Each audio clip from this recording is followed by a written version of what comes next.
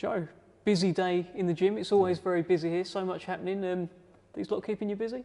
Yeah, they are. It's non-stop, and the gym's on a good bit of a roll at the moment, and everyone's floating into the gym, doing the work, and fight dates are coming in, and that's what you want in a gymnasium. You want fighters or any type of work environment, where it's a shop floor and a factory. You see when you come in today, you want the environment to be good, you want people to enjoy coming to work, there's good banter, good crack, there's heating on. I always say you can't cook with cold grease, the tunes are playing, and yeah, it's a good vibe, and I'm very fortunate to be able to work with a great bunch of talented individuals. You've got Anthony Yarde, you've got Scott Quigg now as well. The team has developed somewhat here as well. What have they added? Yeah, Anthony Yarde, obviously, when he retired, I did say to him, don't become a coach. He's got a young family.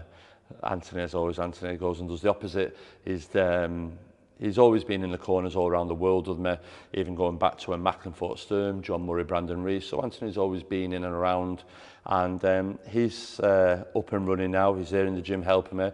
He's got his own little stable of fighters that he's growing. He's got 4 or 5 kids there, so he's developing really good as a number one. And Scott Quigg is as well now. He's in the gymnasium, same again. He was in the corner for Butler and Natasha's big fights, and he's growing. He's good at the moment. He's in the gym, he's learning. People like Charlie Edwards, Paul Butler, huge respect, learning off him. Both fighters very knowledgeable, been there, done it. And also for the young kids that are making their debuts or just starting off in their career, like Callum Johnson and Clark Smith, they're there just to put an arm around him or just to go to. And yeah, I'm very quite fortunate. But Scott, eventually he'll go on and he'll become a number one. And like you say, I'm from a stable years ago, Phil Martin, where he led the foundations for the likes of Billy Graham, myself, Morris Core, Oliver Harrison, and it'd be great in years to come to see Scott Quigg and Anthony Yarde thriving here in Manchester with their own stable of fighters. Well, someone who is thriving right now is Mark Heffron. He won the British, Commonwealth and an IBF bauble back in July. How do you reflect on that performance from Mark? It was a great performance from Mark. I think if you were to sit down and write it, it couldn't have gone any better. Everything that I've asked Mark to have done, fight week he did do. He just did everything that I told him. He had to put his belief in what we were telling him. It was a very tough camp, a very hard camp. It's one of the hardest camps of my career as a coach, in making Mark do things he wasn't used to doing, pulling him out of the comfort zone and believing in what we do. And then on fight night, for him to go out there, execute the game plan and see him win, it's just brilliant. We started 12, 14 years ago on his debut, and then to see that part of the team at the time, which included a Paul Smith and Matthew Macklin and John Murray, he was the last of that, to see him, like all fighters when they turn pro, Dev, everyone says they've got great potential, some never fulfill it. Mark Heffron has now fulfilled part of the potential. I do feel now there's huge more stuff to come from him. You see he comes in the gym today, he floats in, he's a hot fighter, like a football, he's a hot fighter. It's great that he's out again shortly in Manchester on the big show, and I want him out again. I feel with Mark Heffron we have a Ricky Hatton, Anthony Yarde type of character that if you keep him busy regular and often, you line him up, they'll knock him down and the crowd will come out and support him. Mark's done unbelievable tickets for this show coming up now, and I think over the next 12, 18 months, if we sit down and develop a plan for him, I think it could lead for a world title shot, most probably at Oldham, Boundary Park, coming forward. And that's it. You don't want fighters to be hot and then go cold, because it's hard to get going again. You understand? When you're hot, just keep him going. So how far do you think he can go then? You're with him every day in the gym. You're seeing, as you say, he comes in hot. He floats in. He's got a bit of a spring in his step now. He seems to be very grounded at home. He's got a family. He seems a completely different lad to probably the lad that you met all those years ago. How far can he go? Like anything, he's on a learning curve, and more people always say, and you hear the saying, oh, when they win the title, it improves them another 2, 3, 4, 5%. And Mark is that kid. He's coming in, he's sparring, and he's just carrying on where he left off. All the building blocks we put in place are still there, and he's still learning again. And he has a lot more belief in his work now. And we have a fighter now that all of a sudden knows that he carries that boxing ability, carries that power, and has that belief now in himself. That's a dangerous fighter, and Mark Heffron, I feel, is capable of winning a European title, capable of winning an eliminator of sorts, and most will be capable of challenging for a world title, winning a world title, well, that's the luck of the draw in the night and depending on the opponent. But Mark Heffron, he may be having what I'd call an Indian summer. He's 30 years of age, he's in his peak, and Mark Heffron now is the Mark Heffron that I always knew what he was capable of, and that was going in there and hurting people. Well, he certainly did that against Lennox Clark. What did you think of the stoppage? There was a bit of pushing and shoving actually from Lennox Clark himself. What did you make of it all on the night? Listen, at the time, you're not really bothered. You won, it's your guy. Sitting back and watching it, I think Mark had hurt Lennox numerous times in the 4 or 5 rounds. It was hurting him to the body the round beforehand.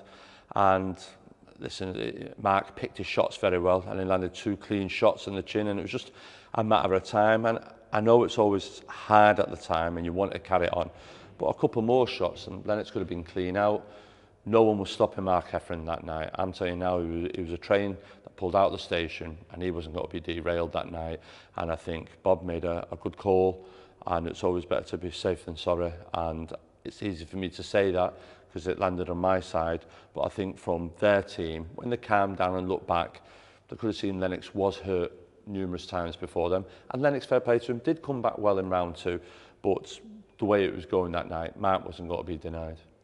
You said it was a very difficult camp heading into that. I guess you're probably talking more about in the ring and trying to, get rid of some bad habits, etc. in the camp. But also he lost his mother, of course, in the build-up to that fight as well. I was speaking to him earlier. He said he sees you almost like a kind of second dad. How much did you have to put your arm around him in that camp? It was very tough. When Mark lost his mum, he was very close to his mum. That was and also motive for the fight was to win them titles and bring them to his mum's grave. And he did that all the way up to it. Mark kept on saying, I've got to win this. And I felt like saying, Mark, I'm well aware, do you understand? And his manager...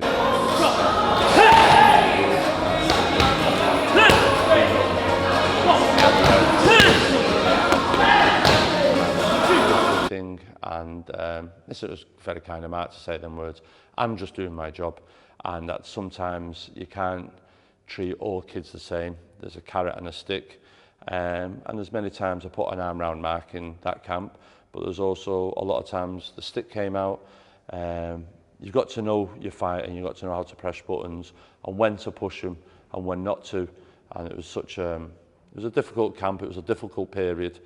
We could easily have lost Mark, but I think him being back in this gym, being in the gym and around everybody, like Natasha, Jose Burton, Crawler, as you said before, Paul Butler, give him a sense of belonging. He wasn't on his own. We're well known for a gymnasium that operates as a team, and I think the team came all around and rallied around Mark Heffron in that difficult time, not just me, but the whole team. So it's like everyone had their arms around him and pushed him towards that British title. 100%, and you've seen that fight night, you've seen Natasha Jonas, Jose Burton, other people all came down, made that journey, and makes a big difference when you feel you're in that corner and you've got that behind you, and it was that mindset. Tell me about the banner. I understand that you were having a banner made with all the people in the gym, but come, I'll leave it to you. Tell me. Yeah, no, listen, we were having a new banner updated. Butler and Natasha are moaning that they're not on the wall. So I was having a new banner done, and then I pressed the buttons to have it done. And it was 2 weeks before the fight. And I thought, oh my God, I'll have to do a new one soon if Mark wins this. And I thought, I'm attempting fate. So I phoned them and said, no, leave it. Let me just get the Mark fight out of the way. And there was a space for Mark to be on it. And when Mark won, anyway, I phoned him, so I put him on it. So he's on it now. I will have to update it again very soon. But it's good for Mark to be on it because he was there 2008, 2009, 2010. And yeah, it's good for him to be on there. And I seen Callum Johnson the other day looking at it, staring at it, and that's always the goal. You've got to get her on the wall, and that's it. Well, look, there's plenty of motivation around this gym. You've got Marcus Morrison, who's challenging for a British middleweight championship. I saw you sort of playing with Mark Heffron's belts earlier as well, and Marcus Morrison trying to get near them and get a touch at them as well. How's Marcus Morrison's sort of head heading into this fight, and how are you feeling he's looking in the gym? Listen, we had 4 rounds fight a couple of weeks ago. We needed that. He hadn't been out since Zach Parker, so he just needed to go through that process of again putting gloves on, ring walk, in the ring underneath the bright lights. 4 rounds, wasn't in there to smash anyone up, just 4 rounds, get used to getting the flow about again. And it was very good. He came back in the gym on Monday, had a great spar with Mark Heffron, 6-8 rounds. And yeah, the bits between his teeth. He's shared the ring with Eubank Jr., shared the ring with Zach Parker, was in a good fight with Jason Wellborn. So the fights that he's been involved on the big stage, he's acquitted himself well. I can see Marcus and Denzel, like Mark and Lennox, it's a good trade fight. It's for the British middleweight. When you say British middleweight, that's a sexy belt, that's a sexy division. And you hear today Mark Heffron talking about the super middleweight belt, having George Groves, De Gale, Callum Smith, Paul Smith on it. Marcus Morrison, to win that middleweight, mean the world to him. He is capable of winning it. Denzel Bentley is a good fighter, huge fan of Denzel Bentley. I like the way how he carries himself, I like the way how he fights. And it's a good fight, but for Marcus Morrison, I do feel he's got a huge chance here. He's got a real huge chance. He can punch, and he's got a huge opportunity. And yeah, I'm really looking forward to it. He'll be the underdog, I believe, in that fight, and you love that, don't you? Yeah, that's that underdog. Listen, if you go through all the fighters' records and title wins, they were always the underdog this year. Paul Butler was the underdog, Mark Heffron was the underdog, and fighters in the past have been the underdog. Do you know what I mean? So it's neither here nor there. We like that. We like it when boxing news. I worry when we're favourite. Then that's when I worry. Yeah, so yeah, we like that. It suits us, that siege mentality. No one likes us, we don't care, all that type of thing. You've always had that though, right? I mean, Crawler versus Barroso, right? I can't imagine Crawler was the favourite heading into that. Barroso just knocked out Kevin Mitchell, but you took him straight into the eye of the storm, back against the wall. F everyone else, we're going to go and do this. You get an extra buzz out of that. Yeah, I remember that fight. Nick Holden come into the change rooms, goes, right, Nick, Joe, just want to wish you good luck. He says, what's the plan? Obviously, Nick's doing comms. So I went, we just got to meet him, Adam. We're going in the eye of the storm. And he looked at me and goes, the eye of the storm? I went, yeah. And like, sort of like half looked at Crawler. And you could see him thinking to himself, poor Crawler, because Crawler's a likeable kid, no one wants to see Crawler. I went, no, we're going at the eye of the storm. So I went, you watch. And listen, it'll all be. Now, listen, I'm not saying every time we do something it's right. We've got it wrong many times. There's many times we've got it right as well. And I think Marcus Morrison and Denzel Bentley as a fight, I'm not saying we've got to be right, but I think there's a good possibility that we could be. How much of Marcus Morrison have we seen? I think Marcus is a kid when he was coming through. There was a fight with Jason Wellborn. And I just think to myself that time, do you know when you just think, Wellborn, he was a good scalp.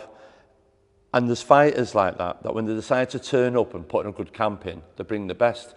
And I just thought Marcus was ready for it. In hindsight, Marcus wasn't ready for it. And Jason Wellborn came fully prepared and fully fit. And that's no disrespect to Jason Wellborn. He went on and won the British title. Yeah, so then Marcus went away. He had a good win in Italy. But he's got to be a little bit more consistent, and I think this is a great platform for him to go in there and show everyone what he's got. And has he got enough to beat Denzel Bentley?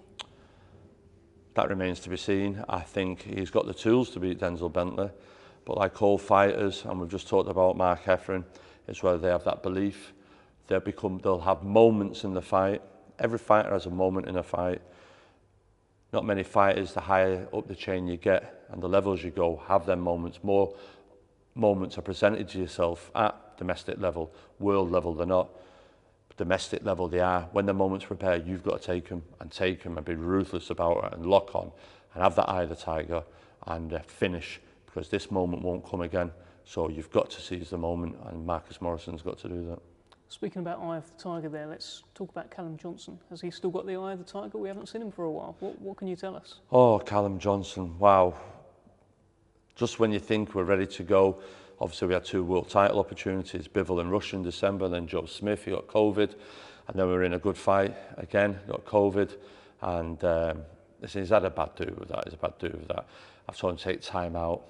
He's tried to come back after COVID and carry on training. And he's got COVID again, and listen, it was unfortunate last time, but in hindsight it was glad, because if he would have fought on the Saturday night and then he was tested positive for COVID on the Sunday, Monday, everyone would have kicked off, everyone that was in and around the venue, the opponents, the officials, and him. So I've just told him to take a complete break from boxing, let your body heal itself, come back, let your immune system get back together. And now he's been back training now a few weeks. He's due back in next week. We've got European purse bids coming up, and that's a sexy fight, and it's one that Callum Johnson wants. And I think that's got to be an explosive fight. Hopefully Frank Warren spoke to Frank and George. They bid for it, we win it. That could go most probably on the undercard of Boatsy, Pascal, wherever that's got to be. But Callum Johnson winning a European title then kickstarts his career again and puts him in the mix for the winner of Beterbiev and Anthony Yarde or whoever else. But he's coming back and be a European champion. And to answer your question, yeah, he is. Feels like he needs a statement performance, and that'll a chance to refresh everyone's memory. And because people were talking about him as the best in Britain, there wasn't really an argument about it. And then he hasn't been as active, and other guys have come up. It feels like he needs to knock someone out, beat his chest, and say, "Hey, I'm still here." No, 100%. And I think that's been him all his career. Callum Johnson, you get excited about him, and you're ready to go, and then unfortunate, but.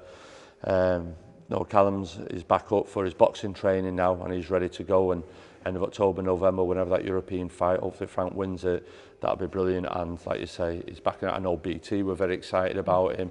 The first fight he had with him, like you say, he just came out like it was a straightener, didn't he? And exactly. yeah, that's it. And I think he had a point to prove, and he wanted to impress Frank. And I know he is so guilt-ridden through letting Frank and BT down that he wants to come back and make a statement and go, listen, thanks for keeping behind me and support me, I won't let you down, and that's it. And I showed you messages today with Callum, the mind's right and he's ready to come and cause mass destruction. Well, yeah, well put. We look forward to that. Just away from your kind of stable of fighters, I wanted to ask you a couple of things. Anthony Yarde looks like he's set to fight Arthur Beterbiev. I think the fight's been put back because Beterbiev's injured. But I was speaking to Tunde Ajayi, and he said something which kind of surprised me. And I thought to myself, I wonder if all the trainers are like this and have this thinking. He was offered sparring for Anthony Yarde and Arthur Beterbiev several years ago. And he turned down the sparring because he thought, we don't want to spar you, one day we're going to fight you, so we don't want to show you anything. What sort of, what's your impression of that? And this isn't saying he's wrong, because it may well work out for him, but you're a trainer, you've had plenty of fighters, you've had plenty of fighters spar people. What's your stance on that? A couple of things. One, I understand that, and I think at the same time Callum Smith was asked to go and spar Beterbiev. But I said to Callum at the time, what are you sparring him for? You're not fighting nobody like him. When you are, you do, and that's usually my mentality. If we're fighting somebody like Beterbiev or Anthony Yarde, we'll get the closest replication we can to do that. But just to go over sparring for the sake of sparring, I don't think Beterbiev at that time was fighting anyone like Anthony Yarde, so I can understand that. But if they were fighting someone like an Anthony Yarde, I'd understand that. Does that make sense? Mm-hmm. So people say, oh, I might fight him down the road. Yeah, but you might not get down the road if you don't win this fight, and it's something similar. So you have to do it, and that has happened in the past where fighters end up fighting. John Murray Crawley, people end up fighting each other, do you understand? And that's where it is. You've got to do what's right and prepare right for what's here and now. And sometimes that has happened, but if it's just a spar for the sake of sparring, just for feeling out, then I'm a bit like that. Well, what am I doing that for? No need. So I've had someone inquire at the moment for a kid to spar one of mine, and they said, yeah, we'll spar. And I went, no, you won't. I said, what are you sparring him for? It's putting miles in the clock. You're not fighting nobody like that. What are you doing that for? No, you don't. You spar why I feel you spar for, do you understand? When it's open sparring and you're in-house and you can move around with southpaws or different things. So, yeah, I agree with Tunde to an extent with that. How do you see Anthony Yarde getting on against Arthur Beterbiev? You've had to study this man. Look, via Callum Johnson, you nearly got him out of there. Yeah. So I guess if anyone's got any kind of blueprint as to how to at least cause some damage to Arthur Beterbiev, it's come from this gym. When Callum Johnson fought him, you've got to go guide by your fighters as well. We have a game plan and everything else. After 2 rounds or 3 rounds, Callum Johnson says, I'm stronger than him up close. I can bully him. He's not that strong up close. Put it to him and says, all right, and well, you're in charge, but you can't be walking on it with his jab. Beterbiev's got an unbelievable jab. He's got a jab that knock a horse over. And I don't think people give him credit for that. Everyone's on about his right hands. His pet shot is his looping right hook as you're walking in. You've just seen it recently with Joe Smith over the top. He caught Callum Johnson with it. Anthony Yarde with a high shoulder guard. Well, it should be good if he expends it a little bit more and hits him on the temple. Then Anthony's going to be on Quay Street with it. He's got to be aware of that. That's his pet shot. I think you can't show him too much respect. I always was annoyed with the referee in that fight because they come in beforehand and say, you do your job, I do my job, and all this. And then Callum Johnson's head's through the ropes and Beterbiev hits him on the back of the head. So he never really recovered much from that. He had great success and dropped him, and Callum Johnson could have finished him. But the fear and the presence of Beterbiev, he didn't go in for the sake of wanting to get caught. I think Anthony Yarde presents a style to Beterbiev that he may have seen before, but the sparring they get is always world class in that gymnasium. So they'll bring in all the best Americans, everyone else for Anthony. So for them to turn up and think they haven't seen anything like this before, they've got to get it in the gym, and they'll pay top dollar to bring that sparring in. Anthony Yarde, as far as Beterbiev will think, is highly physically built, runs out of gas, and is a fast twitch fighter, but hasn't got 12 rounds in him. And you must be seeing that with Lyndon a little bit. So they must be thinking, Yarde won't do the distance, will apply pressure. Calculated pressure will make Anthony Yarde fight on his nerves early on with Beterbiev's power. Anthony will want to feel Beterbiev's power and feel on the arms and gloves, can I take this? Oh, he's not that good. All right, and I'll put it to him a little bit, step towards him, side on, very much like Holyfield and Tyson, side on. Don't let Beterbiev be able to get his short shots off the side, put his shoulder into him, get his leg in between his feet. I think Anthony Yarde could get some success, but we won't know till Arthur Beterbiev starts landing. Beterbiev isn't just a brawler, he's a very good boxer. You've seen his last fight, his feet movement, his punches were on point, precise, and he was a very, very, very, very good amateur. He was a very, very good amateur. You can't take away... Beat Usyk. I know he's a very good amateur, and Beterbiev could easily outbox Anthony Yarde as well. Anthony Yarde's got it all to do. Is his best shot to walk right into the storm and bring his own storm? I think for you can do, but you're going to engage Arthur Beterbiev, and it's a massive, massive gamble. If Anthony Yarde starts like he did with Lyndon Arthur, that's what he needs to do. Get his respect and everything else. Be like Callum Johnson. If that's all you know, you go and do it. I think sometimes you can't change a fighter too much because you're asking Anthony Yarde to go and do something that he's never gone in before the big lights and do before. Anthony Yarde's used to doing something the way he does it, but to sort of like say, Anthony Yarde, you become a Marvin Hagler and go and put it on him. Will what he did against Lyndon Arthur work against Arthur Beterbiev? No, I don't think so. I think he's got to be very smart. He's got to make Beterbiev fall short with the jab, nail him with a right uppercut. There's opportunities to hit Arthur Beterbiev. He's not invincible. He will hit him, but when you hit him, you've got to make sure you hurt him. Well, look, no man is invincible, or at least I thought that until I saw Joe Joyce take clean right hands from like 18 stone blokes. Apparently his bone density is 5 times that of the average man. How do you see his fight against Joseph Parker playing out? It's what 6-1 half a dozen the other. We all wouldn't be surprised if we woke up in the morning and Joe Joyce has won, caught up with Parker, stopped him late on, or won on points, or if we woke up and Parker's won on a split decision on points because he got off to a good start. Joyce had a good middle, and Parker finished strong, held him, ran, took 2 rounds, last 2 rounds, and won on a 116, 112, 115, 113 scorecard. It's whoever can implement the game plan on the night. Joe Parker has been in some big fights now. He's acquitted himself well, and Joe Joyce keeps coming. But you can't just keep coming and keep getting hit. Sooner or later, that person you're chasing might not eventually stop, and you could be just getting your head jabbed off and walking into right hands. And when you do get close, they've got to come towards you. They've got to claim you. He's a bit of a cute fighter. We're going to need a very strong referee if Joe Joyce has got to get his shots off and be allowed to work on the inside. So there's a number of things Joe Parker's cuteness, his jab, his movement, the way he fought off the ropes last time was very good. And like you say, the referee needs to play his role. And Joe Joyce, when he gets close, he's got to throw hands quick and not allow him be... You see in Usyk and AJ, very early on, AJ tried to hold Usyk and push him on, just threw him off. And I think that's what Joe Joyce used to do. Joe Joyce has to set about him very quickly, make him work at a pace and land with speed and power, and just make sure he doesn't get outboxed. There's no point in thinking he's got to tire his tyre. If he doesn't get tired, he's losing that fight. Okay. And finally, it sounds like it could be Tyson Fury against Oleksandr Usyk, providing that people can come up with a lot of money for the fighters. How do you see that fight playing out? Tyson Fury, massive Usyk fan.